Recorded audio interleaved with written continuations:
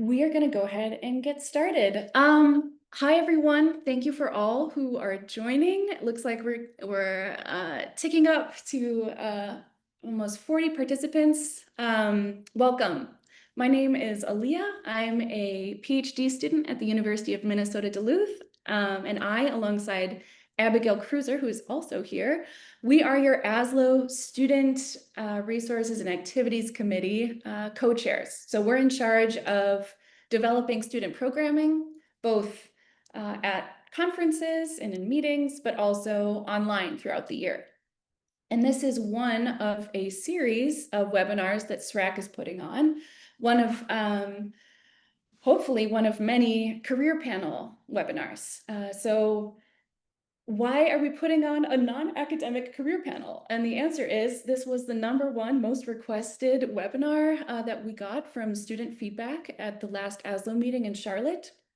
And we had a lot of conversations with students about non-academic jobs. I've talked to students about how graduate degrees open up a lot of doors, but that a lot of the training that we receive tends to be geared towards prepping us for academia. And so that tends to leave a lot of students who are maybe not sure about where their career wants to go with a lot of questions about how do I navigate a career if I don't want to stay in academia? So we have a lot of questions, but sometimes we just don't know where to look. And so one thing that I learned for my first in-person ASLO meeting is that a lot of ASLO members are non-academic scientists who are really successfully pursuing non-academic careers. And so today we will hear from 4 of them. We will be hearing from Dr. Rachel Pilla, a staff scientist at the Oak Ridge National Laboratories. We'll be hearing from Dr. Denise Devotta, a limnologist at Moleaer. We're going to hear from Dr. Raes, an aquatic ecologist at the Minderoo Foundation. And we'll be also talking to Dr. Kateri Salk, an aquatic ecologist at Tetra Tech. And they will be sharing about their career paths, including how they came to consider a non-academic career, the types of skills they use, and what their average days look like. So this panel will be guided by us, me and Abby. We collected your questions and kind of put them into 4 parts. The first part being considering a non-academic career. What are the sort of, like, when do I consider it and how? 2, the second part will be more on skill building. What sort of things do you need to prepare for a career in non-academia and when? Part 3 will open it up to open Q&A from you guys. As everybody is talking and you have a question, feel free to toss it in the chat or during the open Q&A session, just raise your hand. And we'll call on you in a moderated Q&A.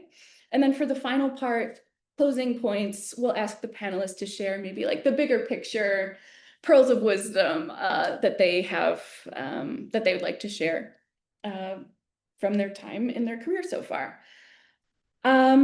So each section will maybe be about 15-20 minutes, and we're going to let the wisdom of our panelists shine. So before we begin part 1, I'd like the panelists to introduce, one thing that I didn't mention is, if you have friends who didn't want to be on their computers at 7 p.m. Eastern time on Thursday in the summer, late summer, you can say, don't worry, we've recorded it and it is in our professional development library on the ASLO website. So it will be uploaded there shortly.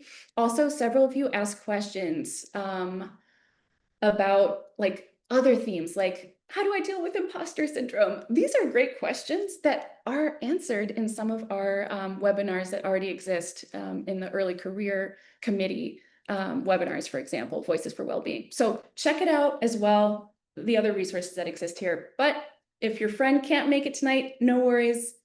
Tell them to look at the professional development library. Okie dokie. So I'm going to stop sharing. And now we are fully focused on our panelists. Welcome, everybody. And I do want to say thank you so much for being here and sharing your wisdom with us. We're really happy that you guys are here. So Would each of you be able to introduce your background briefly and the position that you're currently in? Sure, I can start us off. I'm Rachel Pilla. I am a scientist at Oak Ridge National Lab, like Aaliyah mentioned. I do a lot of different aquatic ecological science. Most of my work is sort of based in carbon biogeochemistry of some sort. So a lot of my current research focuses on greenhouse gases and carbon accounting and hydropower reservoirs. And then at kind of the other end of the spectrum of what I work on, I look at carbon transport and uptake and metabolism across stream networks at different spatial scales. I had in grad school, I did a lot of, kind of similar work focusing on carbon, but very different aspects. And I guess I forgot to mention, I've been at Oak Ridge. I started as a postdoc in 2021, and then I've been there ever since then as a staff scientist as well. So haven't changed careers much after grad school at this point. Anything else you'd like me to mention at this point, Aaliyah, or is that good? All right, I'll pass it on to whoever is next. I'll go next. So I'm Denise Devotta. Currently, I'm the lead limnologist, so the technical lead in the surface water division for Moleaer, which is the world's largest nanobubble technology company. My background, or what got me here, my PhD is in biogeochemistry, specifically nitrogen and phosphorus cycling from terrestrial to aquatic systems, but also with linkages to marine systems. And right now, what I do, I've only been at Moleaer for the last 1.5 years. Prior to that, I was in various US government agencies, Singapore government consulting, and then helped do some work with the United Nations Environment Program. Basically, all of it was about water quality, so nitrogen, phosphorus in lakes. And what I'm doing at Moleaer is I'm directly translating that expertise to, basically, I'm the one developing all our monitoring and data collection and interpreting analysis to interface with clients to basically show with data the efficacy of treatment in terms of improving water quality in lakes and coastal ecosystems as well. Okay, that's it. I can go next. Hi, everyone. I'm Kateri Salk. I have my PhD in limnology with a focus on biogeochemistry. I started off in academia, so I did a postdoc in academia and then also had a visiting assistant professorship, and then transitioned over into my current role, which is a consultant for a company called Tetra. So it's an industry position, but we do a lot of work with federal and state governments as well as nonprofits. So I sort of touch several academic spheres. What I do day to day is a lot of research into water quality, sort of like Denise, but it's very focused on the Clean Water Act in the US. So informing policy, using a lot of hopefully interesting data science approaches to do so. And then I also do quite a bit of project management, and then I also direct a group of scientists who work with me. So yeah, day to day is a nice variety, but it includes water quality research. Bonjour, really nice to be here. My name is Eric. Bit of kind of not a really linear pathway. I'm originally from Belgium, taking this course in Australia. Did a PhD in biological oceanography. My interests are kind of like measuring change in the ocean at the bottom of the food web, across spatial and temporal timescales. Did a postdoc in Germany. Came back to Australia, worked at the National Science Agency over here. It's kind of a postdoc, but not really. Then COVID hit, did a postdoc remotely in Canada, really kind of that academic sphere. And now for the last 4 years, been working at a philanthropy, really different. The first 2 years have been really focused on in-house capacity science driven with a focus on eDNA, environmental DNA in the ocean, kind of like track changes again in a holistic sense from microbes to whales.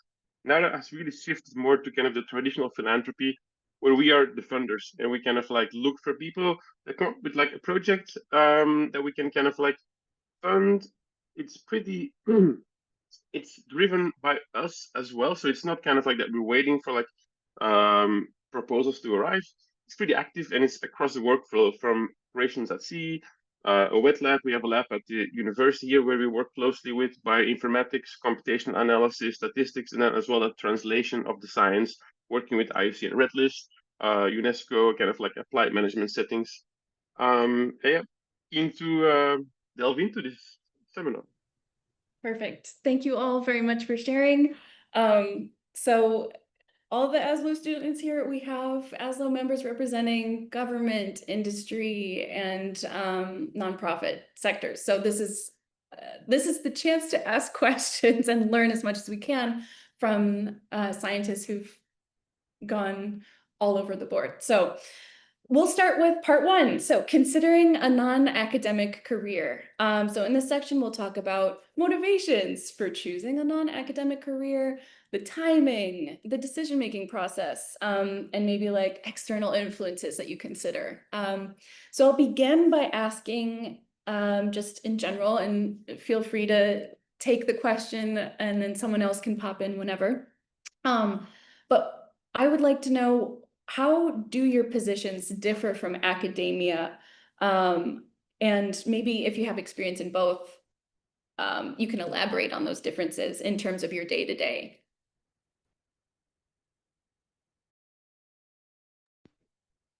I'm happy to start us off. And yeah, Aaliyah, to your point, I've spent a bit of time in academia as well, so I have perhaps a good comparison. I hope so. I guess the biggest difference for me between being in academia and non-academia is not teaching. So there's potential opportunities to teach if you go into a non-academic field, but it's not as much of an emphasis. So at the surface, that's sort of the biggest change. At least in my position, the research is a lot more applied. So there are very specific goals that we're trying to reach, and specifically management or policy, or dictating what monitoring should look like.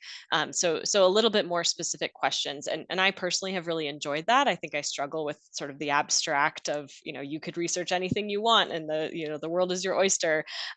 For me, I've enjoyed having a more defined problem to come to each day.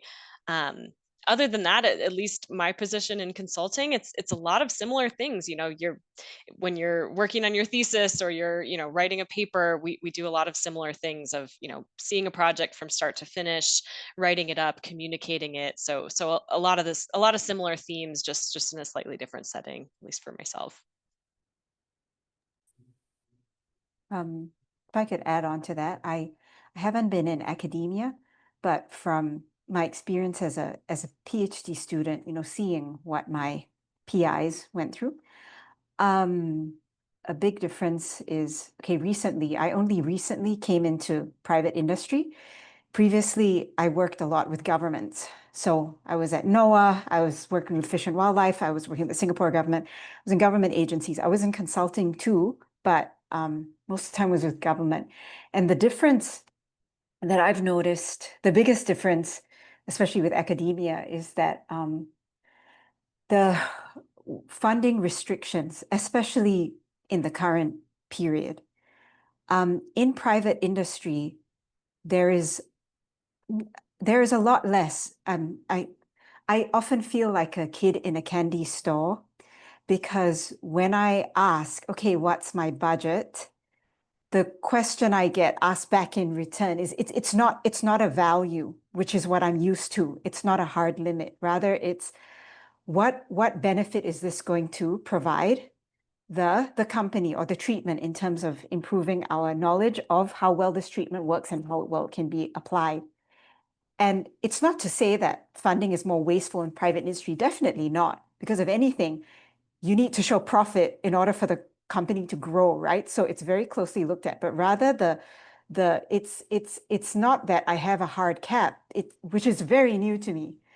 Rather, it's how much is needed to get this research or this study done in a way that is most scientifically defensible and provides the most information that is needed at the time, which of course is a joy to hear as a scientist, because you always want to do it right. You always want to do it to the most defensible that you can. So that's been a real difference that I've noticed. Also, to add on to what Kateri mentioned, whether I was in consulting or even in private industry, I'm still writing grant proposals. And so the ability to write grant proposals and to write it well, to present yourself well, whether on paper or at conferences, that is a skill that I continue to use to this day. And that has remained the same. Yeah. I wanted to add here as well that like I think what like Denise was saying within the company, the difference as well is not that it's the individual as you are in your academical career, you're looking for your thesis, your publication, your first authorships, your data that you put out to your experiments. The company is often more kind of like the holistic sense and like the teamwork. Because often if you do like work, you're not the only one. Someone is collecting the data, someone is analyzing data, someone is in the lab. So that like chain really needs to be like strong, and you're like part of it.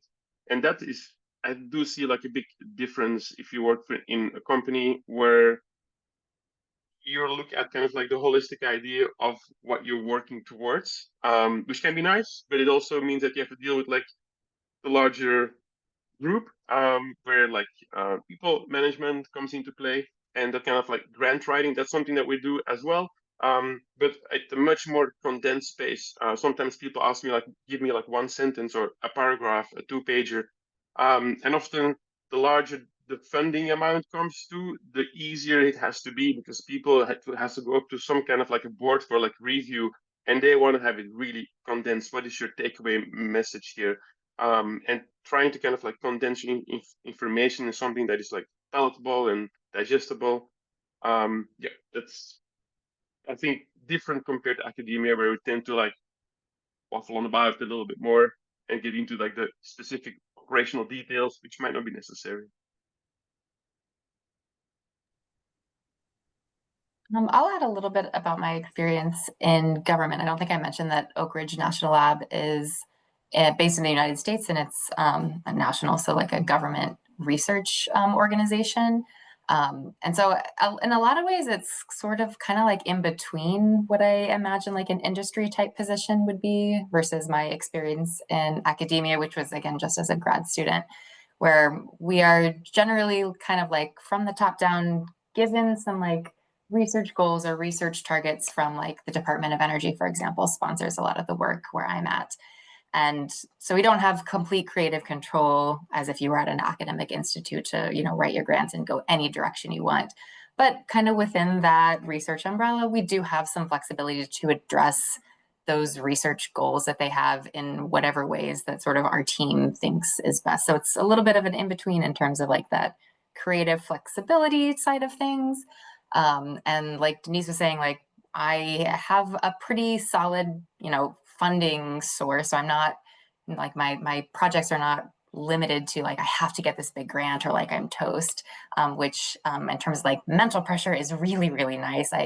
For most of my projects, like we have a pretty consistent source of funding, and there are opportunities to continue to write grants if we wanted to kind of take things a little bit outside the scope that has been given to us. So kind of a lot of in-betweens from my experience working in government, which has suited me quite well, and sort of what I've been interested in. But like I think Kateri said, there's not any like automatic teaching opportunities. So if that's something you're interested in, that's definitely something to think about, because that's mostly an academic path, I would say.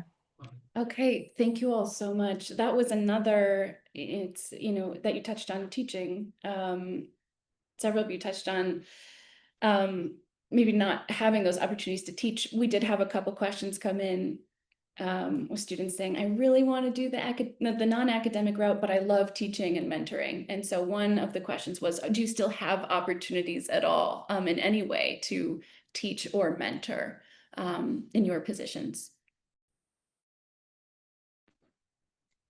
I was able to take a semester and teach a night course. I went down with my hours in consulting and taught a course. I also quite often will do trainings for people, which feels a lot like teaching. You're, you know, designing the course objectives and what you want people to come out with. So there's still some really good opportunities there. It's just not necessarily on a, you know, teaching 3 classes a semester kind of schedule. I fully agree with what Kateri said. When I was in consulting previously, I had colleagues, really good friends, who did exactly what you did, Kateri. They would teach environmental impact assessment. Like, how do you do that? How do consulting companies do this? What goes into an EIA? So that was a course at the university that they taught. In my current role in emerging tech industry, there are still, so I also love to teach. I loved that when I was a grad student. I won a few teaching awards because I didn't realize it was something I was good at. And so I really loved it. I'm so happy that where I am now, there are continue to be opportunities to teach. Like Kateri said, I also give trainings. So that's to whether it be our own internal staff or clients or people who are interested in our technology, I give trainings. But also an interesting aspect or a unique aspect about emerging technology or being in an emerging technology is that there's so much misconceptions about this emergent technology, number one, and there's so much unknown. So this is a great opportunity. Actually, I'm putting my teaching skills to work a lot.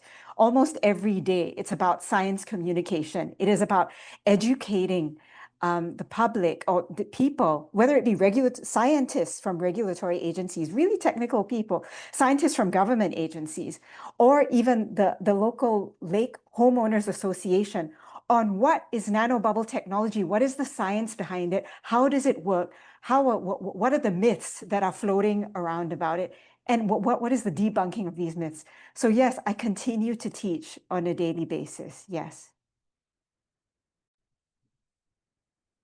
Thank you guys so much. Oh, sorry, Rachel, go ahead. Oh, no, I was just gonna say, where at Oak Ridge, there are no like courses or anything. So like I'm not expected to do any teaching, but a lot of folks get like adjunct status or kind of like Kateri saying, like they can teach some courses at University of Tennessee, which is very close, for example. That's not necessarily considered part of their like, work portfolio, but there's opportunities because it's close to a university. But to speak a bit to your point about sort of student mentorship and like interaction with that, that is something that I didn't realize I would miss as much when I went out of grad school, where I was, around the undergrad researchers in our lab like every single day. And so we do have like internship programs, mostly during the summer, but also throughout the year, where I've interacted with like some of the best interns who are on like very, very cool career paths now. And I'm really, really glad that those exist because I didn't realize I would miss it so much. And so those are the opportunities I feel like could kind of stay connected to like next generation of scientists. And I guess a little built into that is like I'm teaching, these undergrads or graduate students like about like this, very specific research that I'm in. So there's a little bit of like one-on-one teaching in there as well. But like the internship and mentorship programs, I think have been a real benefit for me as well. I feel like the same. We have a lot of opportunities still to teach. We're also closely linked with the university. We have adjunct status. Everybody in our team. Also, kind of like tagging on to what Denise said, EDNA is still kind of environmental DNA is still kind of like not an emergent technology, but the applied setting of it is still. And we go out to communities, work with traditional owners, been to schools up in isolated islands here in the Indian Ocean, and kind of like deploying that technology, giving that into the hands of community leaders. That is also kind of like teaching, kind of training in a sense. At university, it's more kind of like towards like lab settings, having master PhD students come on board on ships, and again like that kind of workflow from like safety at sea. How do you kind of like collect samples with different technologies, auto samplers, working closely with service providers or technology providers, that kind of teaching capacity, that like two-way knowledge transfer of kind of like I have an idea on what I would like to kind of like collect. How do we integrate it with your engineering? That kind of like teaching, maybe not per se with like students, but there are many different like stakeholders when you work in a non-academia, and kind of that like knowledge sharing teaching is pretty broad. And so the traditional one going is standing in front of a class. We have the opportunities if you would like to do that. And I can also say, like, if you're really, really interested in that, at every job, most of the time you have your yearly annual performance review. So you can always ask for kind of like in your capacity development, 5 days per year or X amount of hours, which you can then like spread out in a condensed kind of like course. Contribute, as Kateri is saying, even like night courses. There are many, many ways to kind of like fill up your like bottle of or your like soul with like teaching across the spectrum. Yeah, it sounds like it actually. Each of you mentioned different ways that you do maintain like your connection to teaching and mentorship. And one of which you're still doing in this moment is mentoring 51 ASLO students. So that is good to hear. We'll end this part one with one more question. How did you decide to pursue a career outside of academia? Maybe like, how did you choose the pros and cons and the flexibility of the career path? Can you explore different sectors? Like, if you choose one, can you go back and choose another one? How did you decide which path to choose, and has it been a flexible path? I decided this path. Maybe I didn't really decide it necessarily, but I knew I was really prioritizing research. Like that's what I love to do every single day. So I was very willing to give up the teaching without question. So I was interested when I was, starting to apply for postdocs. I was interested in sort of the research heavy positions, with that kind of goal in mind for a permanent position down the road. So I think Oak Ridge was the only postdoc I applied to that wasn't based at an academic institution. And so like I got it and I was super excited. And like within like a few months, I was like, if I can somehow stay here, like this is 100% research. I'm interacting with students. I'm doing applied research for the first time and like still linking back to a lot of the theoretical research. That's what really drove me, because I knew I wanted to be doing a ton of research day to day, and that suits this position perfectly. So I think that was really well, worked really well. I myself obviously have not like really switched careers, and fingers crossed I don't have to if things still go well. But I think it's very easy. As like you can see, like most of these other folks have bounced between a bunch of different careers or sectors at different times. And I don't think starting in academia or vice versa in any way limits. If you change your mind in the future, like the jobs are more or less still going to be there. So I don't think you'll be limiting yourself at any point. Don't think so at all. And kind of like that permanent job sometimes does feel a bit like the pot of gold at the end of the rainbow. So you have some like security, which is really nice, especially if you like a dual career couple such as we are. One of my colleagues, he gave up really prominent kind of like grant at like the university because he didn't like work really out with his like family life. He has like 2 kids, and the traditional academia, you are kind of like locked into the publish and perish mode, and kind of like working the evenings and your Saturdays and your like Sundays, you are taking calls. You want to write up the like manuscript because you have all of these like colleagues that are like pushing for it, and at one moment having some kind of like stability in life is a good and nice feeling, and that is okay. And I also like feel that doing the non-academical part, you should definitely not feel that this is like a failure. There are so many jobs in like the world out there, and academia is a really small percentage. And you can do research. Look at all these people here in this like panel. Everybody's doing still research. It's like teaching, and so yeah. If I could add on to that, Eric. So I had the privilege, my father was an academic. He was a professor at the university. I'm from Singapore, so he was the professor there at the university there. And so I saw what it was like, and I'm like, I don't want to go into academia. So from the get-go, I knew I didn't want to go the academic path, but rather for me, the decision came is, why do a PhD? That was more of the decision point for me, given that I already knew I didn't want to go into academia. Why do a PhD? And so I ended up getting my master's first, and then I went out to work for a nonprofit for organization for about 2.5 years. And I saw the ceiling that I was hitting with a master's. The more advanced positions, the more specialized technical positions that I wanted to get, they required PhDs.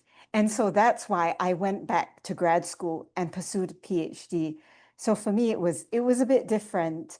But yes, those nights and the publish perish, I saw that in my dad, didn't want to go down that route. But as for the flexibility, so far, it's, as Eric mentioned, it's been such a flexible career path, whether working for nonprofit, non-governmental organizations, consultancy, and now private industry. It's so flexible. And I hate to say this, but I'm finally getting paid my worth in private industry. It has been a long road. And I will always, conservation, it will always be my heartbeat because I am a conservation biologist. It will always be. But I got tired of getting underpaid for what I was bringing to the table, got really tired of it.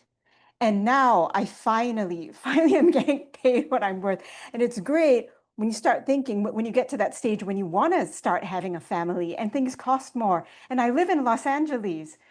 So, I'm tired of getting milked for my passion. And I am very ready to start getting paid for what I'm worth. So yes, anyway, that was a bit of a long ramble, but that was my answer. And I can That's go what I ahead, like Eric. chipping. Passion exploitation is real, so like be careful for that. I think, as Denise mentioned, the flexibility of moving between different types of sectors is very strong. It's the skills that you're building in academia translate very well to all of these different paths. I personally have colleagues that have bounced back and forth between consulting and government and nonprofit, and all of those things build on each other. I will say, if you are considering going back to academia after taking something in non-academia, really just pay attention to the currency of academia and maintaining that that productivity in your job. A lot of jobs will support publishing and staying active in the field and teaching and things like that, which when you go to interview for academic positions can be really important. There are also a lot of academic institutions are creating more applied types of fields, so that might be changing a bit of needing to maintain that peer-reviewed publication record. So there are other ways, if you're still active in the field and in other ways with technical reports and things like that, some of those things could be changing. But I do think that the transition back to academia, I think, can be pretty challenging if you haven't been on that consistent path the whole time. Awesome.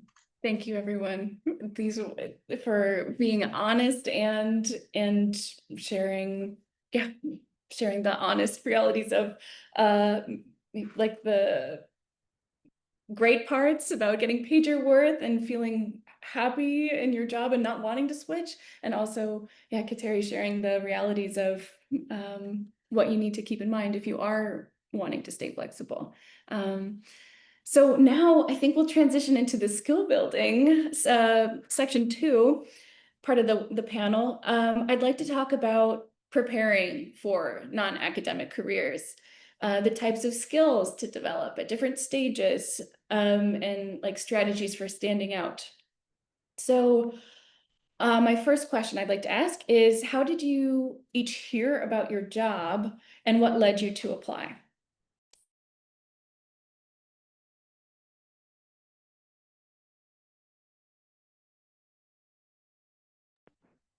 I can go first.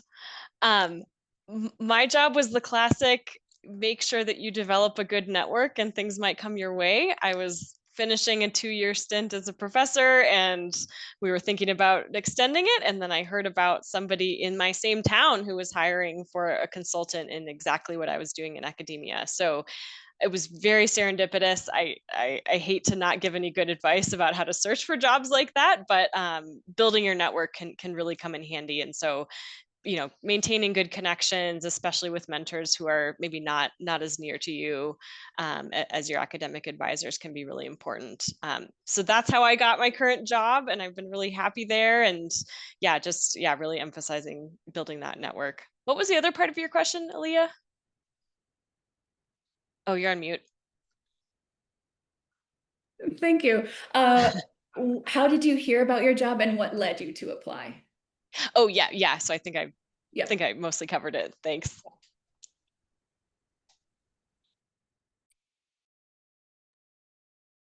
I wanted to say that like universities, like their philosophy is to prepare you not for academia, but for the outside world. So it's a bit of kind of like a strange loop that we sometimes think that like I'm doing academia, I'm doing like PhD, postdoc, I want to stay in this kind of like in environment. The idea is to go out, like you are trained with all the skills for consultancy, for NGOs, for technology. That's what you're being. Those are all the skills that you get, and sometimes we feel that they're not like really transferable when you apply for like a CV. And that's. I just want to quickly go back to what Denise said about the like ceiling. I've seen it a lot as well when you have your masters, that you can't really break through that ceiling unless you have like a PhD. I've also seen the other way around at our lab at the moment, where people are hesitant to take up a PhD because they fall back for 3 years to a minimum wages, as in like a PhD, like stipend, like a salary. And then they're asking like, why would I go back and invest 3 years of my time to go back to minimum wages so I can break through that ceiling? And it's not always necessary because people at our work, they have kind of like managerial positions, senior managements, and they don't have a PhD at all. And that's sometimes reflected back. And I find that a really difficult one in academia. For 10 years, you are regarded as an early career researcher. If you work in a nonprofit for 10 years, you are building up a lot of skills and you are regarded as senior management. And so to me, that sometimes those two worlds really don't like gel too much. So I think you are all really well prepared the moment that you leave university for any non-academic careers. That's a really great point, Eric. And I often try to impress on like the interns I work with that really understand why you're getting a PhD, because you become overqualified for a lot of those positions very quickly. So keep that in mind. What level of graduate degree do you need for the job you want? But to circle back to your question, Aaliyah, when I first applied for this job, I very unusually did not actually know anyone that was like associated at Oak Ridge. I think I saw it on like an Ecolog listserv or something, which maybe is still active and probably has a lot of good job ads for a variety of positions. It sounded interesting, had the research components, was a project not necessarily that's something that I'd done a ton of before, but adjacent enough and that I was very interested in.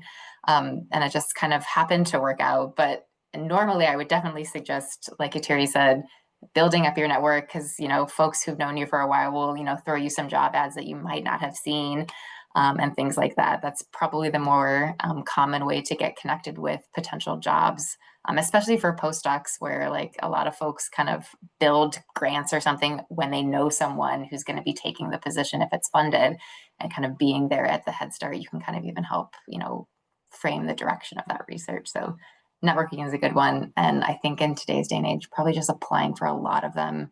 And it's tough. Like you're going to get a lot of rejection, and that's like, there's no other way around it right now. But a good position eventually will come your way, and I think it will be worth it in the end to build from there. For my current position, I was recruited for it, but for previous positions, like in consulting, I looked at LinkedIn.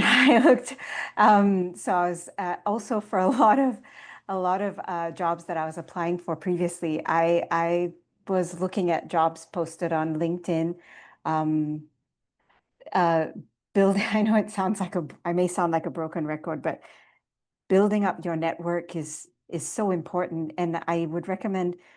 So I'm sure I'm sure all of us on the panel and most of you on the call, I'm an introvert. I think that's a very common trait of scientists. And so building up a networking is not something that comes to me naturally.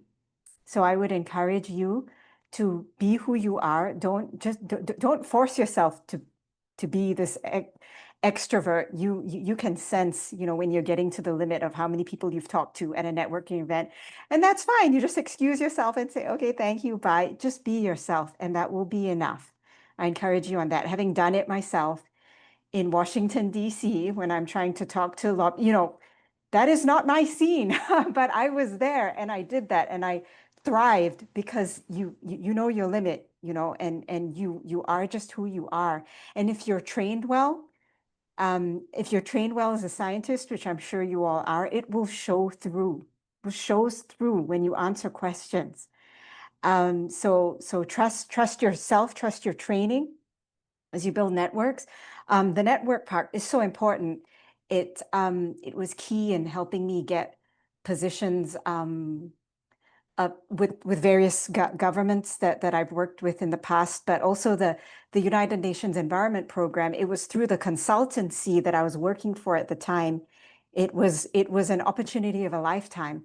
The consultancy I was working for at the time happened to have a working relationship with the United Nations Environment, the Freshwater Ecosystems Unit of the United Nations Environment Program. I mean, talk about, my gosh, I would have given my left arm to be able to talk to someone in that agency. And I happened to be, it was wonderful. And so I managed to get that opportunity because of networking and also pushing myself to put myself in front of these people.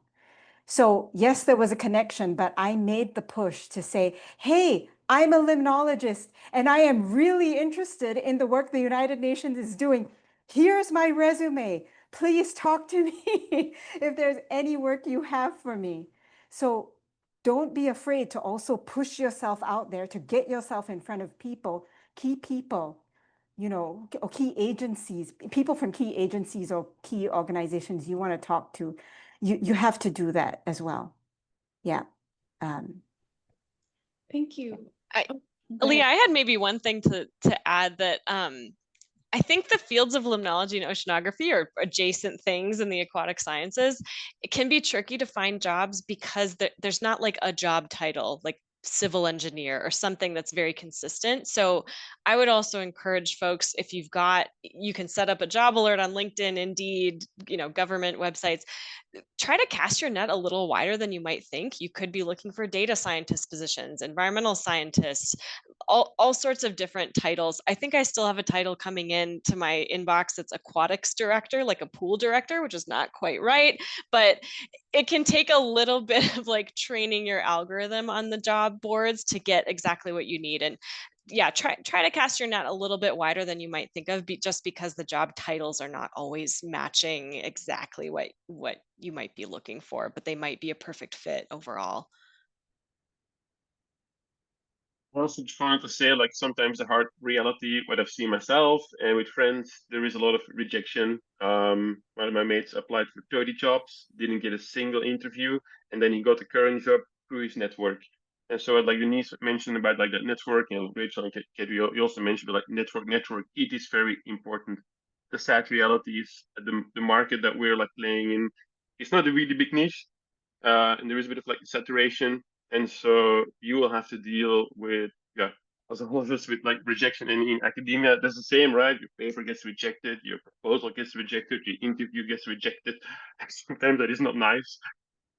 But yeah, I guess that kind of like network can provide a little bit of like support there, for the good and the bad times. Awesome. Thank you all. And this is the networking part. I want to dig a little bit deeper into it. So, I'm, in my office right now, I'm a student, and as you guys are talking, I'm thinking in my head, I'm like, where would I go if I'm surrounded currently by, in a building of academics? My mentor is pushing me towards academia. Maybe I've mentioned, oh, I'm considering a non-academic career, and he's maybe not so excited about that option. What would you guys suggest for a student who maybe doesn't have any mentors or advisors in the non-academic sphere, where would you suggest students go for networking? And yeah, where would you say would be a really maybe successful spot to start talking to non-academic career folks? Or addendum, where did you guys network the most? From like non-academic or just networking in general, the conference like situations are an easy way in, and you have multiple early career groups there, but also the exhibition booths. And those are like non-academics. You can start talking to like the technology providers, the engineers, but they will also have like teaching. Like there are a lot of non-academic people there. That's an easy way in, and they have their pitch ready already to you, so you can just go. At conferences, there are also often kind of like breakout sessions, town halls. Those early career ones, I think these are like the easy ones to get in, because you can like sit back, relax, listen a little bit, and there are maybe like a person next to you. You can have a bit of like chat around it. But I think the networks, they do really grow over the years. What I've seen, like friends that you've like met, got fantastic friends in like India, and I know them now 15 years already. And now the networks are starting to come back, because you have built up that friendship, that trust, those like relationships. And now people call like, actually, I have a course that I need to be teaching. Are you willing to like jump in? And I think that like long-term investment, as with any relationship, it like comes back when you're nice and giving, and kind of like the reciprocal energy. So just invest as a nice and decent human being, and things will come back. Thank you, Eric. The point you just mentioned was something I wanted to say earlier and I forgot about.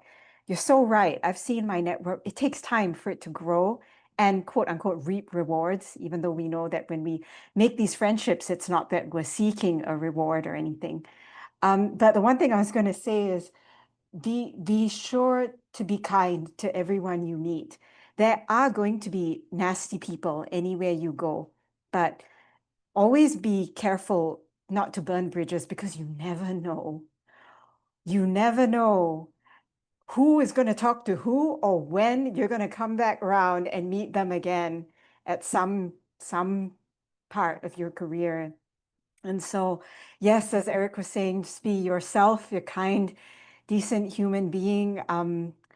And as Eric, you also mentioned about, as a grad student, those mixers at conferences was that easy, safe way to network with other groups of introverted, grad students who are just trying to do your best to talk to somebody new, right? Those are really great avenues.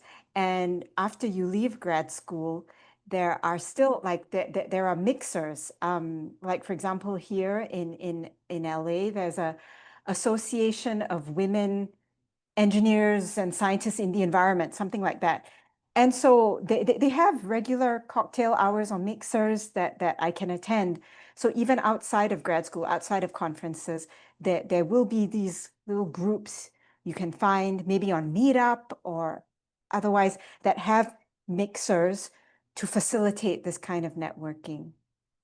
Yeah. Yeah, there are all sorts of look into local conferences. Like I just had a colleague go to a local Python and GIS conference. There is likely a local Our Ladies chapter close to you if you fit into one of those groups. So those can be really helpful locations. And yeah, like everyone mentioned, even your current academic network, it might be a friend of a friend or a colleague of a colleague that comes in handy. So again, if you have a great reputation and you put it out there that you're looking for certain opportunities, that can really come in handy. And again, it takes time to build. The ideal time to network is yesterday, and the worst time to network is the moment you need a job. But yeah, if you can start to build up that network, it doesn't really matter who it is and what sector they're in. It might be serendipitous later on. And yeah, meeting people at ASLO events is great, obviously. Yeah, I feel like I had one more thing to say, but it's escaping me now. But yeah, just maintaining that you're a really competent and kind person can go a really long way. Yeah, thank you, Kateri. And if the thought pops back into your head, just holler. One thing I will mention, I'll underline that there are ASLO events that do happen for networking for students. One thing that Abby, the SREC co-lead, put on at the ASLO meeting in Charlotte was a mentor cafe. And so Abby invited, I'm not sure how many mentors from across all the sectors, industry, nonprofit, publishing, government, and academia. And there were so many ASLO members who were willing to sit down and chat with students. So there was like 1 or 2 mentors a table, and then a bunch of students could come in and sit and have breakfast and talk to whoever they wanted to. And I did see people exchanging numbers and contact information. So just being there, going to conferences, being in the room, and having the courage to sit down and talk to people. There are so many ASLO members who are, including all of these wonderful panelists, who are so willing and happy to share their knowledge. So that the Mentor Cafe is something that you guys can continue to look out for student events and future meetings. And it gets easier. I started coming to ASLO as an undergrad, and I felt so awkward, and like it took a lot of courage to show up to things. And now I will just show up to a mixer, not having made plans with anybody in advance, and I will run into a handful of people that I know and would love to catch up with. So it gets easier and easier if you can just work through the uncomfortableness of being there for the first couple of times. Thank you all so much. So you guys are saying that it takes time to build networks, and what is important is to put yourself out there and talk as much as you can to as many people as soon as you can. But what I'm curious, like when, in terms of other skills students should be building, what other skills other than networking can students do in their career to prepare themselves for a career in non-academia? Or are there skills that you build already in graduate school that you find are the most important transferable skills? So to simplify, what are the most important skills students should be cultivating if they're considering a career outside of academia, and like when should they start building them? As an undergrad, in master's, PhD?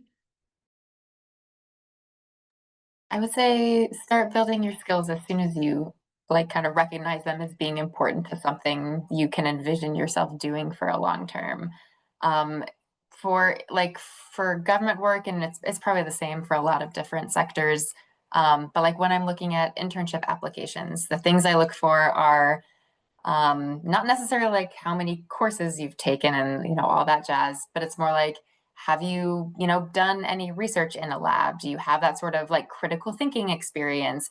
Do you have skills doing data analysis or coding? Those are really hot skills right now. And if you have like a certification or some sort of evidence that you've built those skills, same with like GIS and spatial mapping and sort of those like very tangible skills, I think those go a very long way, especially in non-academic positions, because often you are very much into the research very quickly. And so if your university offers, whether it's a course, a certification, or workshops or anything, in those sort of very hard, tangible types of skills, I think those go a long way. Those are things that like I would often look for sort of internship applications and things like that.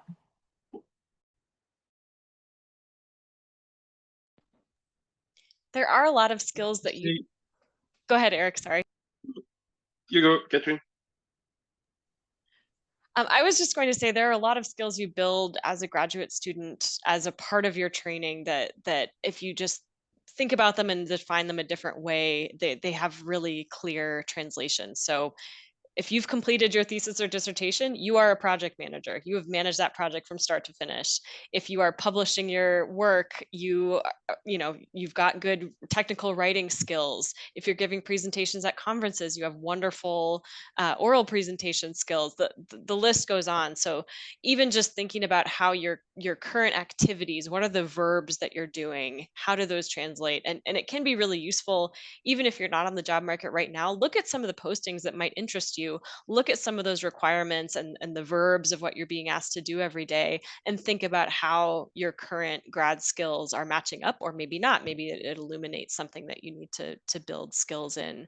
But yeah, I think the modern CV in academia is very like accomplishment driven, whereas a resume for a non-academic career is very like, what are you doing? What did you know? It is the accomplishments, but it's also what did it take to reach those accomplishments.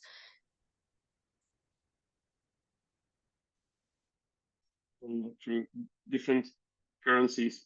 What I wanted to say is I've got like two friends which I take often out on expeditions. They just finished their PhDs, but both of them have their own consultancy, which is a very kind of like new way to see kind of like how you do work at university. And they're at sea field operations, but also like kind of like data analysis.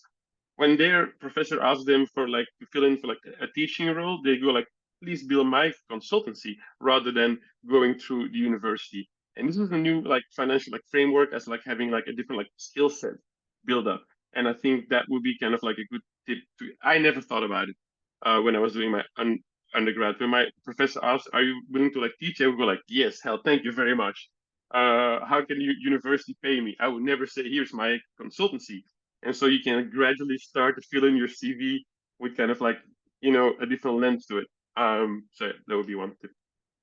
Yes, data analysis, coding, geospatial, remote sensing, and teaching. I would also say teaching is if you can get certifications of teaching levels that you've accomplished. At my university, there were these like level 1, advanced, basic, and then advanced, etc. If you can get those, that's really helpful because in many non-academic careers, science communication is so key. And so if you can show evidence that you've taught so many courses or some kind of evidence of certification or of teaching, that really goes a long way. What really launched me was I applied for a NOAA Sea Grant Fellowship that placed me in the United States Congress, and being able to show, so I thank God I got that fellowship, but the key is what I'm trying to get to is that being able to show science communication that I can do that was key. And because that's what they need, right? They need somebody, they need like a PhD level scientist who can distill all these complex concepts in a way to someone that a layman can understand. And so being able to show evidence that you can do this and you do it well is so important. So yeah, that's another thing I would highlight. Awesome. Thank you guys. You guys mentioned like your CVs, how maybe an academic CV would look different than a non-academic resume. Do you guys have any tips for, like, let's say if someone like a grad student is considering applying for a non-academic job, and they have like this academic resume or academic CV, maybe could you guys give a couple tips? What are the biggest things that you would focus on for converting to a non-academic CV or a non-academic resume, and like what on that resume would make perhaps a candidate stand out the most on paper? Rachel, you mentioned like less so coursework, more so certificates. Can you guys speak any more about that? So when I actually applied to my job, I did just send my CV, which maybe was not the best thing to do. I probably wouldn't do that again. But when I converted like to resumes for later applications, I think I highlighted like those kind of technical skills pretty close to the top of the thing. Like most institutes, government is again kind of an in-between where they do care about your publications, they do care about your presentations and engagement with professional societies. So it's kind of a half and half CV resume sort of. But if you're going more towards the resume, some of those things would definitely need to be distilled to like a really small section, I would say. But I'll let Eric, Kateri, and Denise probably talk more about that because they're very much in that more resume specific world.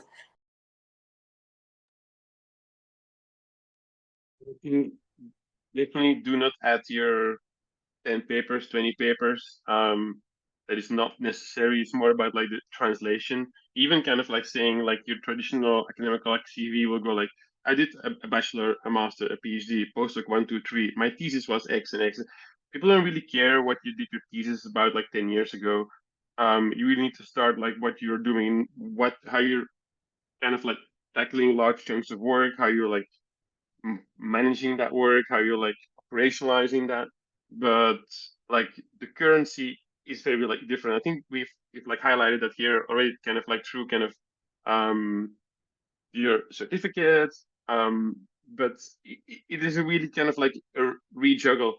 We recently, I'm seeing we with like Fried and I like applied for some like positions, and we put like our papers as an appendix, kind of like at the end. Make your like CV 2 pages, and if you really want to put all your like voyages and expeditions and your like papers to that, just call it appendix 1 and 2. With your CV is like 2 pages, 1 and 4. Sometimes your academic CVs tend to be like 6 pages, but like no one has really time for that.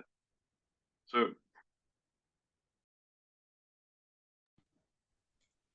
And also, I mean, in addition to all of those things, it's great, highlight your technical skills. If you want to say, hey, I co-authored 4 publications, that's one bullet point under your dissertation, for instance, rather than listing them all out. But another thing is, think about things that don't show up on your CV that might really translate well into non-academic positions. Like, did you have to coordinate your lab's field season and make sure all of the materials were getting there and work out the scheduling? Like, put that in your resume as one of the bullet points of what you've done. Did your professor go on sabbatical and you had to, do various things and step up as a senior lab member? Things like that. So things that don't show up on your CV, but again, think about the verbs of what you were doing day to day that might translate well. And those are the things that could really be emphasized in a resume. Also, another thing, use ChatGPT to help translate your CV to a resume, at least to get a first draft. You don't need to start from scratch. Yes. Everything all the panelists said, the best advice I got was, as Eric said, 2 pages max, and put all the, the verbs in the job description, right? Make sure you use those same words in on the first page of your resume that you send in. Why? Because now these consultancies, NGOs, etc., they are using AI to screen through the flood of resumes and applications that they get. And what this machine or bot or whatever is screening for is those same verbs that are in the job description. So yes, put those in and make sure it's on the first page, because I've heard that you're even lucky if they get to the second page. So put your most important skills, accomplishments, etc., on that first page and make sure it matches the verbs that the job description is looking for. These are all really tangible pieces of advice that I'm sure people are scribbling down. So thank you very much, everyone. Okay, that wraps up our skill building part.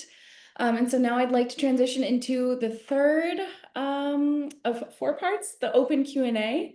I would like to open it up to the students in the room we'll see how long, but maybe about 10, 15 minutes.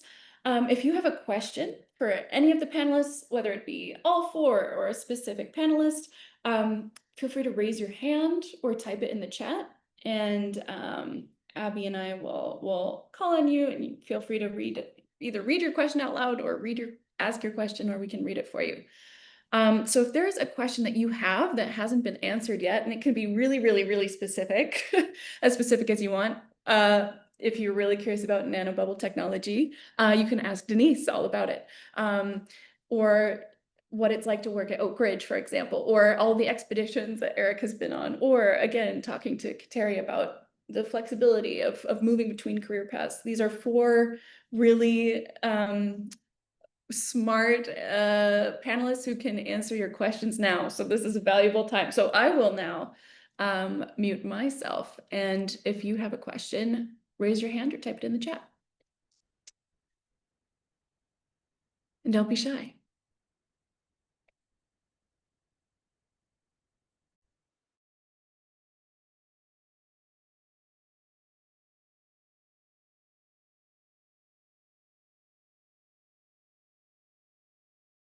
I'll let somebody else go first. I was gonna kick it off, but we can let Olusun go first. Okay, good evening, everyone. Thank you for having me. My name is Oluseun Peter Bolawa. I'm a Nigerian, but I'm currently studying for my PhD in Brazil. And I want to appreciate everybody on the panel tonight. It's amazing. I mean, I thought I was crazy when I started dreaming about being in the academia, not wanting to be in the academia just for being there. At the same time, I wanted my PhD because I just love to study, but I want to apply it right there in the outside world, right outside of the four walls of the school. So that reasoning is a little bit justified tonight, looking at everybody that is here and how much you have done, and then being confident that whatever I've gained in the academic world is still applicable out there to make real impact. Yeah. But my confusion now is I perceive that uh, there might be some limitations. For example, the higher you go in the academics, the narrower your knowledge is. I mean, you are going deeper, yes, but you are getting more specific.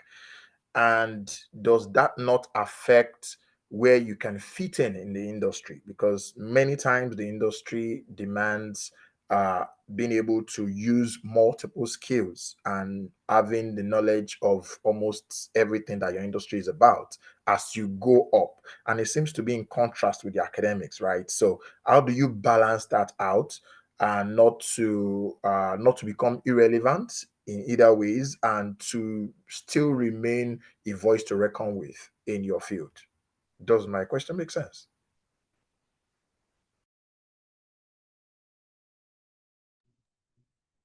That's a Yeah, I'm really happy to fantastic. Yes. jump into that one. Go I would ahead, like Eric. I think two ones, like to the narrowness. I did my PhD in bacterial biogeography, which is very narrow, but you're using a specific genetic primer to detect the bacteria. Whether you use this primer for bacteria, in my current job, I use it for the tree of life from bacteria to whales. So you just shift that bacterial primer to a different organism. Sometimes in academia, you tend to force to kind of work within those guardrails. You are a bacterial person. You are not a fish person. That is not necessary. You can just take that and translate it. And the same, I think, if you work with isotopes, if you're working on carbon and nitrogen, you do know the theory, but you can transfer that to phosphorus or another sulfur, other elements. To your kind of other question, I think when you're doing in academia, when you do a PhD, you do get a skill set across the workflow because you're kind of expected to set up your experiment, to do your data analysis, to translate and to write it up. So now you have all of these kind of skills end to end. And that's something I think should never forget, that you have it end to end. And that's something you can also mention in your CVs when you apply for jobs. You have all of the skills. Don't forget that. So agree with what Eric mentioned. To add on, my PhD was in subarctic biogeochemistry and microbial community dynamics. This is in lakes in Alaska. And when I went to get a job back in my home country for the Singapore government, Singapore is on the equator, I'm sure many of you know. It's on the equator. I got asked, how is this relevant to what we're, and I was working for the government on drinking water reservoirs. I was interviewing for a job to be a limnologist for the Singapore government on drinking water reservoirs. And they were asking, how is this relevant? As you said, it's so specific, right? I was going basically from the Arctic to the equator. And the way I justified it was hey, look, yes, the way aquatic ecosystems work is the same. Yes, the specifics, they're very different. I'm not saying an Arctic ecosystem is the same as tropics. No. They're very different. But the fundamental principles by which nutrients impact a water body and how that impacts the biology of the water body and water quality, now that is the same. That is translatable skills that I bring. And I got the job. And so I was managing drinking water reservoirs, and I learned so much, right? Again, that's the beauty of non-academic careers. You do get trained in something very specific, but you have the opportunity to broaden that knowledge and learn so much about these other related fields like drinking water that you wouldn't have gotten had you stayed in that narrow specialization that you got your PhD in? I would also add that in my position, at least, and it sounds like a lot of you have also been able to kind of explore a few different paths that maybe you wouldn't have gotten down, which is very interesting. It can be challenging at times because it's like you're kind of learning something that might be very different than you were trained in. But that's been kind of a benefit of being able to broaden your research scope and your interests, even if it's just, for a small project. It's really interesting to kind of see like the different aspects of aquatic ecology, ecosystem science, whatever it might be, that you need to apply these skills to. And so a lot of, I think this comes back to things that, we mentioned for a CV, like translating what you do every day into like the verb, in the same way, like translating, a system in a very different location into how you can apply it based on those sets of skills that you're applying the same set of skills, you're applying the same theory, even if sort of the data or the detailed processes are different. Also, as a PhD student, especially, you know how to figure things out. I know that about every person who graduates with their PhD and master's as well. Is I know that person knows how to become an expert quickly in something. And so that's, if we get tossed a project that we need to finish in 6 months, I know that somebody who came from that type of training will know how to figure it out. So I think, even if it is outside of your area, it's a real skill to be able to be an expert and to know where to look to become, to get the skill set that you need for any given situation.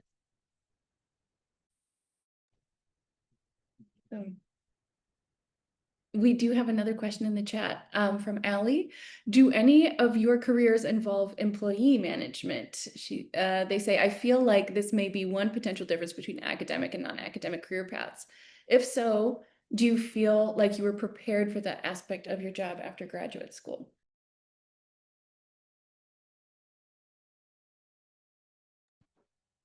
I can kick us off there. I do manage employees right now. I have 4 direct reports and I'm about to have 7.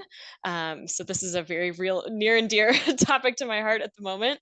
I think some of the aspects of managing employees are very similar to, mentoring, say, an undergraduate if you're a grad student, or your professor mentoring you, or your panel mentoring you. So there's a lot of that sort of mentorship in terms of having people who are less further along in their careers if you're managing employees. But one thing I've noticed, at least in industry, is sometimes if somebody leaves the company, if somebody retires, you're just told that you're taking on employees, or there's restructuring or things like that. So it's a little less like academia, in that in academia you might be able to choose every single one of your grad students that you take on, but you might need to be a little bit more flexible in other situations with supervisory roles. If you have good bosses and good mentors, they'll help you through that process, and they'll figure out if you want to do that or not, if you're well suited for it, are there skills that you need to build. But that's one thing, at least in my job, that comes up is sometimes there just isn't an option, and you do take on employees that you may not have envisioned being on your team before.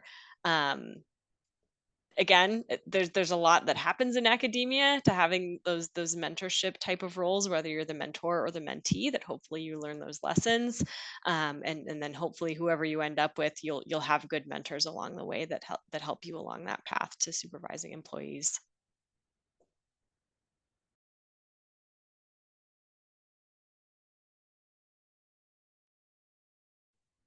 Thanks, Kateri. Let's see. Awesome. Does anyone have any other thoughts on employee management before we go to next questions? Okay. Are there any other questions from the group? Can I ask my question now? Okay, I wanted to know how, I guess, the outside influences, maybe policy change, or kind of something I feel like we're seeing is the writing on the wall of like privatization of research, how that affects your careers currently. Or, I mean, it's hard to guess what's going to happen for students now, like undergrad or even graduate students, but Just how do you guys see that affecting your career or our future careers? As a government employee, this is it's been a few months. I'm very lucky. So the way that Oak Ridge works is that we are all contracted out by Battelle. That's the same organization that runs NEON, for example, if you're familiar. So I am technically not a federal employee the way that most researchers at like USGS or EPA, they are like direct federal employees. And we've seen a lot of, reduction in workforce and a lot of changes there. As of right now, the national lab system, because it's operated in a different way, I would say we've been lucky to be fairly stable in the past few months. What I think we will see a little bit in the next couple of months, especially as we change like our fiscal year, is what project focuses from the Department of Energy and how they're going to shift a little bit. And I think we'll more or less be able to manage and try to kind of, massage our current research to fit those adjusted goals. Hopefully we won't have a situation where we have to like completely cancel a project, but we have seen that happen. So we are a lot better than a lot of other government organizations at the moment, to be honest. But I think we are going to see a bit of shift in sort of what research priorities the Department of Energy sort of hands down to us and how we'll respond to those. I think that'll be interesting for the next few months. In terms of longevity of a career, if you'd asked me a year ago, I would have probably a totally different answer. In the United States, I would say working for many state governments, especially certain states, can be a very rewarding and a very secure career.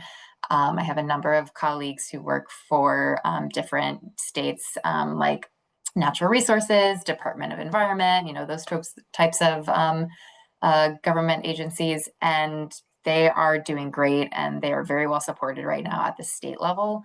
But do be a little cautious, I think, at the moment if you're considering like federal level government. I mean, there's a lot of hiring freezes right now, so you can't really get a foot in the door too easily anyways.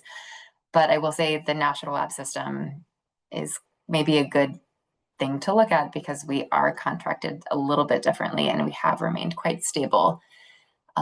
So it's kind of a weird situation, but I really love my job and I really hope that we're all kind of going to make it through this. And it sounds like more or less national labs will be all right. So that could be a pretty good stable path for folks interested in that kind of work. Thanks for sharing. Oh, yeah. oh, Can I sorry. ask if policy changes also extend to like, do they affect the industry sector as well? Yes, to some, yes, they do because at least my industry, a lot of our funding is tied to maybe state funding for harmful algal bloom control, mitigation, things like that. So in some, like Rachel was saying, in some states, thankfully, some states continue to keep that as a priority in terms of funding. But in other states, that's a different story. But of course, not all our funding comes from these. So in some, I mean, some of it does, but the others not. So in some senses, so I'll give you an example. My husband works for the federal government. He works for the USDA, the US Department of Agriculture. He's an ecologist for them. And so we're looking at both our job security over the last year. I have to say, I'm very thankful that I am in private industry during this period, because my job outlook, while it has been a bit shaky, it hasn't been as shaky as his. So I am thankful for where I'm at. As for the privatization of research, that question that was asked, I think I am in private research. That is what I do. And so I mean, if current conditions continue, I think that is the that is where more opportunities will open up. As for how as for what is that like, just speaking from my own experience, I am thankful to have found an opportunity with a company whose mission aligns with my own personal one, which is improve water treatment in general using less chemicals. It is a sustainable slant. So yes, my research goals do have to align with the company's goals, but I am so glad in my case, the goals align. There's not a clash. I can imagine in private industry where there is a clash of goals, I can imagine that would be hard, that would be challenging. But at least where I'm at, it's not a clash. It's very well aligned.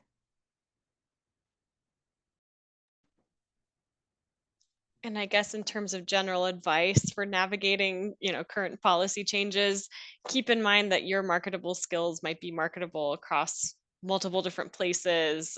Maybe your dream career doesn't have as many openings right now or is in a hiring freeze or something like that. So don't be afraid to sort of look elsewhere and be able to apply those skills. The job market is not wonderful right now, but there are always places that are looking for really wonderful scientists. So yeah, just keep all of that in mind and think about your marketable skills.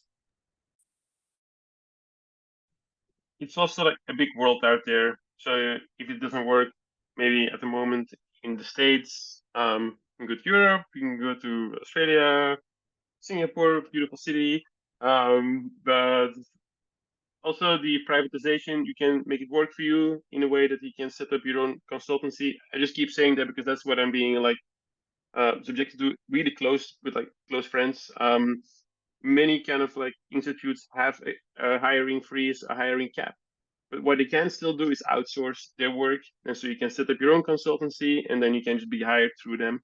It's just a different way of operating. You might not be kind of like embedded in the institute, but you still have a job. So it's just different. Thank you all so much. Are there any final questions from the group before we wrap up? I see that the panelists have very kindly shared their LinkedIn and contact information. Thank you, panelists. If you are interested in, connecting with them there, please look for that information. So it looks like questions are all answered. So to wrap up in the last 5 minutes, one final question is, now that you've all, established yourselves in your career, what advice would you give to your younger self? Or are there any key takeaways, other than networking, that you would give to the students on this call? What would be like the big picture message that you would send to students or to yourself at the very beginning of your career?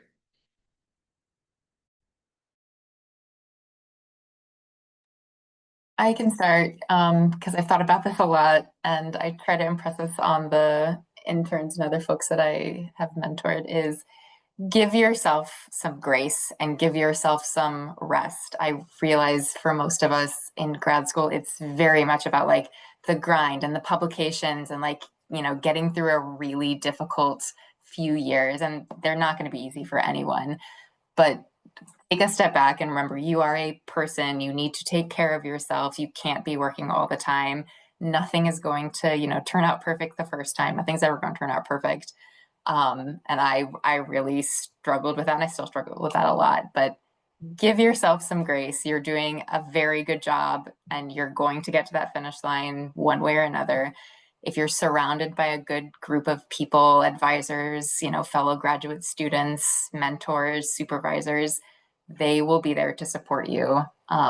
So that would be something that I wish I kind of took a little bit better care of myself during grad school, and especially sort of transitioning into a new postdoc at the time. Rachel, you should have gone last. That was such a good one. It's hard to follow. If it wasn't that, I guess the second thing I would maybe say is take take the time, like take the time to explore options, take the time to reflect. I feel like, at least myself, I went straight in from undergrad to a PhD. I tried to go boom, boom, boom, didn't take a lot of time off between anything. And really giving yourself that time to get perspective, I think can be really, really helpful, and just to be more open-minded. I would say, as a going through your PhD, even if you haven't gotten, you don't have this amazing network, you're coming to the end of your PhD and you're like, my goodness, who is going to hire me? I remember being in that stage. I want to assure you that completing a PhD, you have so many lucrative skills already that are so highly valued in the non-academic career field. So my closest friend during my PhD, she was my lab mate.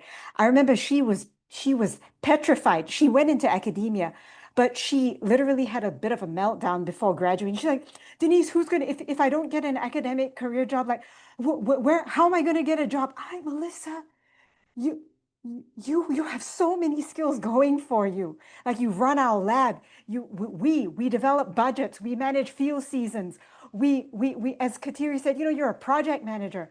Like, what was so key is the counseling center at my university held a workshop for PhD students to identify skills that they have as a PhD student. And it was through that workshop that I realized I have project management skills, I have budget development skills, I have data analysis skills, science communications, teaching, all this. But I didn't know until I went through that workshop. And then it was like such an eye opener that, oh my gosh. So please don't sell yourself short. Without knowing, you have so much going for you already. So please don't sell yourself short.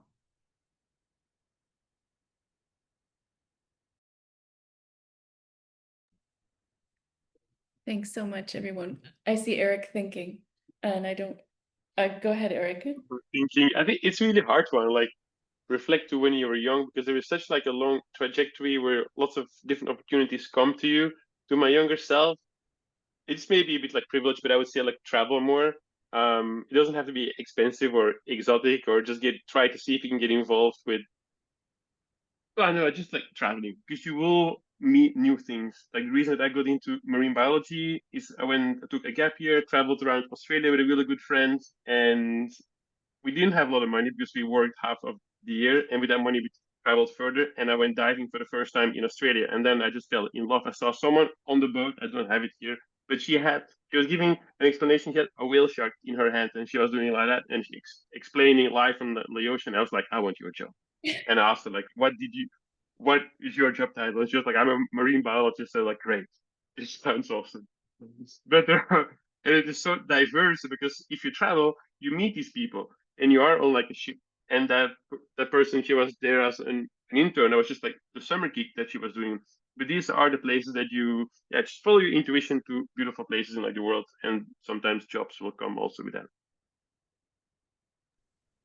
All fantastic pieces of advice. Thank you all so much. As everyone has probably noticed, there are a lot of links being sent in the chat. These are all either like contacts or suggestions for where to look for some jobs. Thank you all panelists for sharing these in the chat. We will send we won't send the contact information out post webinar, but we will send the links. So if you didn't catch them now, and then we will be sending out a post webinar brief. One thing that I also want to resend, which might have gotten lost, was something that Eric sent a couple minutes ago. It's a bulletin article, ASLO opportunities for students and early career professionals. So this webinar is hopefully the first of many career panels. Obviously, students had a lot of interest in this, and so you know, there are many ways to stay involved and continue the conversation, whether it be through continuing to attend webinars like this, but also getting involved in other ASLO opportunities. There are lots of programs. If you click on this bulletin piece, you'll see all the opportunities available for early career researchers where you can start networking and getting to know people and traveling and developing those skills in a space like ASLO, where there are non-academic scientists and academic scientists at all of these meetings. So we just want to communicate that there are incredible scientists doing so much work that are not only happy to talk to you as ASLO students at the meetings. In fact, this whole thing happened because Denise came up to me and started chatting. But also in conversations with Kateri as well, that there are students with so many questions about the non-academic space. And there are ASLO members who are there to support you through the journey. So thank you. I want to say thank you so much to all of the incredible panelists for joining today. You all shared incredible wisdom, and I can say from all the students who attended how grateful we are for your time and your thoughts, because this will certainly be helpful in shaping like student trajectories and their career pathways. So thank you all so much. This will be recorded and shared so that we can continue to watch it. But thank you all so much for joining, and be on the lookout for a post-webinar summary. So thank you all, and have a great rest of your summer. Thank you. Yeah, Thank thanks you. for organizing. It was a pleasure to be here. Bye. Bye, everyone. Bye.